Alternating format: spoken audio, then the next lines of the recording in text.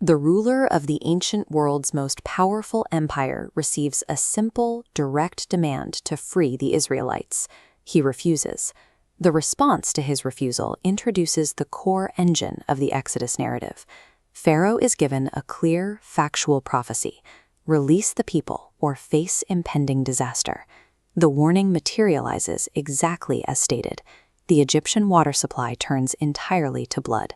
Faced with a bleeding river, Pharaoh doubles down. His absolute, stubborn refusal to yield sets a dangerous precedent. It raises a central question.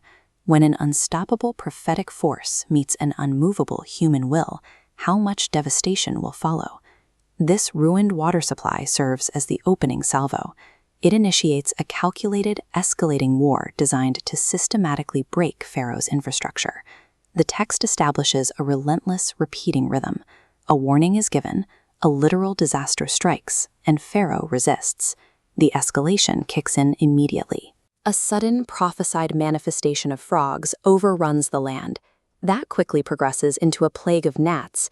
These are literal, factual events occurring precisely as foretold. The sequence moves from environmental nuisance to targeted disruption. A dense swarm of flies blackens the sky, choking Egyptian society.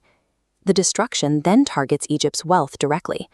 A catastrophic plague strikes the livestock, wiping out a massive economic resource. Next comes the first direct physical affliction on the Egyptian people themselves, a sudden outbreak of severe boils. The compounding nature of these plagues reveals a highly precise, prophetic dismantling of the empire. Yet Pharaoh willfully allows the destruction to continue. The devastation reaches a catastrophic peak as prophesied hail and fire violently rain down upon the ancient Egyptian cities.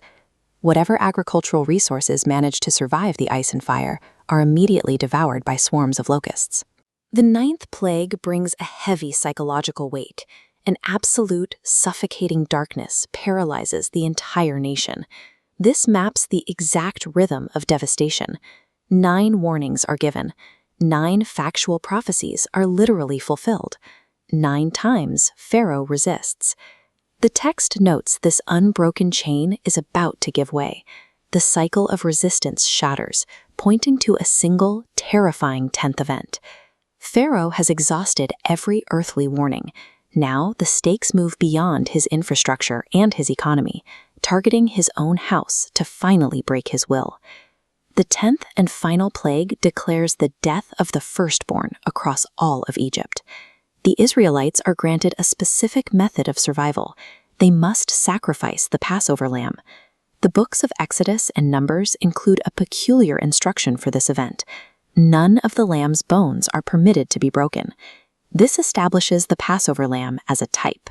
In theology, a type is an ancient, historical event designed to serve as a precise, prophetic blueprint for the future. The blueprint finds its match centuries later during the crucifixion of Christ, who is sacrificed as the lamb described in those ancient instructions. The Gospel of John records the literal completion of the ancient bone prophecy. Christ dies on the cross without a single bone being broken, mirroring the Exodus lamb exactly.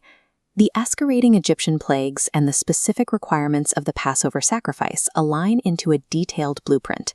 They establish a pattern of literal fulfillment that connects the Exodus from Egypt to the sacrifice recorded centuries later.